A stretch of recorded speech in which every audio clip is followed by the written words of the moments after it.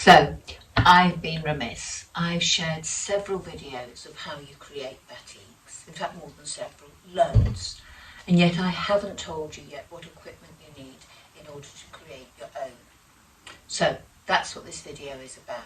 I'm going to share with you in sections all the equipment you need in order to make your own beautiful batiks and have lots and lots of fun. So the first thing you're going to need to get is fabric, white cotton fabric. This fabric can be a bellissima, a cotton lawn, but it needs to be thin.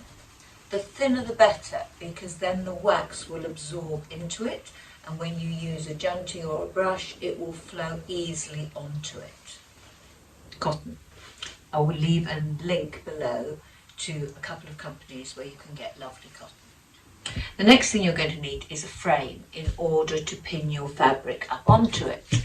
I get a lot of my frames from Amazon. I actually buy them as photo frames, and I take out the perspex at the front and I take out the card at the back, and then you're left with a frame.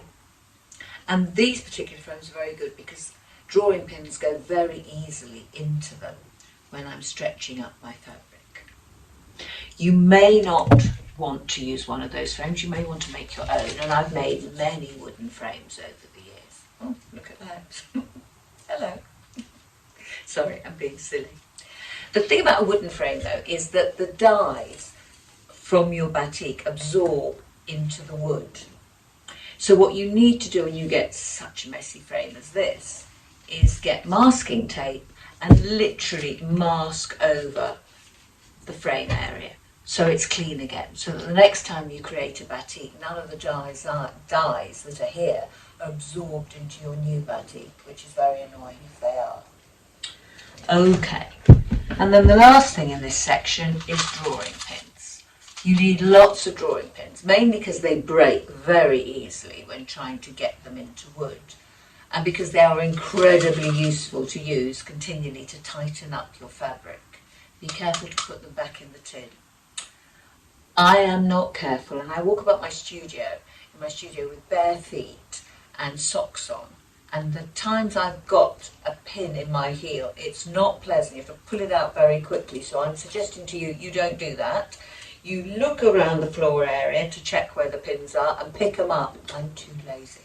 I'm going to start taking my own advice. So, we're now on to the hero of the process, and that is wax. You can't create a batik without wax. So, this is what beeswax looks like. It's quite yellowy in colour, and this is what paraffin wax looks like. What I do is I have a pack of both and I mix the two to get to the consistency I want. But for you guys, keep it simple. Buy yourself a pack of batik wax, which is both mixed together. It's at the right consistency, and when you're starting off, it's the best and easiest thing for you. The next thing you need to do is to melt your wax. Now I use a fantastic pot. It's made by Tixor and it's a safety wax pot. I say that because there's no way this can ignite or catch fire or anything like that. It's completely safe.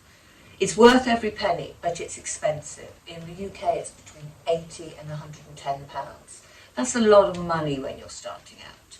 So there is an alternative, but you've got to be extremely careful. This is an electric ring. They're not so expensive, £20, £30, maybe less. You can look on Google.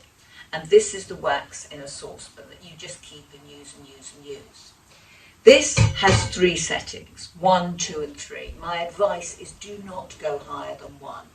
And if you do ever choose to go to 2, just to melt your wax quicker, make sure that you are in the room and turn it down to 1. Because the problem with these electric heaters is that on rare occasions they can ignite, and that's pretty scary. It happened once when I was running a workshop and it was not a good thing to see. So be very careful with these. They are safe, but you need to make sure that you're there to monitor them.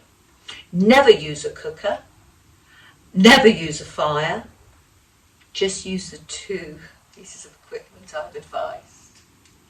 And there I will stop my health and safety warning. But I want you to keep safe as well as having fun.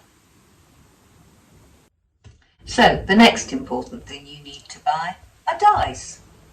I use Procion Cold water dyes. They're absolutely excellent.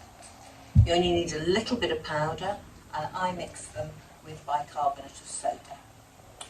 You can get these from all different places, and again there'll be links below, and they come in a wide variety of colours. But really, if you're trying to keep your costs down, you only need to buy a yellow, a turquoise, a pink and a black. So you've got your primary and you've got your black, and you can mix every colour you want from those. So that's what I would do, is buy yourself a starter pack, which again you can get from arts and craft centres, and just start small. Otherwise, again, you're spending too much money getting your kit together. How to get the wax from the pot to the fabric. Wax carriers called JANTINGs. These are the ones I use, and they come in small, medium and large. There are all different types of JANTINGs out there though. Very similar but slightly different, i.e. shorter handles, bigger metal bowls, wider nibs, all different types. This is just the type I prefer, and I will send you, as I say, like everything else, links below to where you can buy these. I would buy yourself a small and a large, or just start with the small because you'll need control. Sometimes these get blocked and you can put them in the wax and hope that the end unblocks, and it doesn't always happen.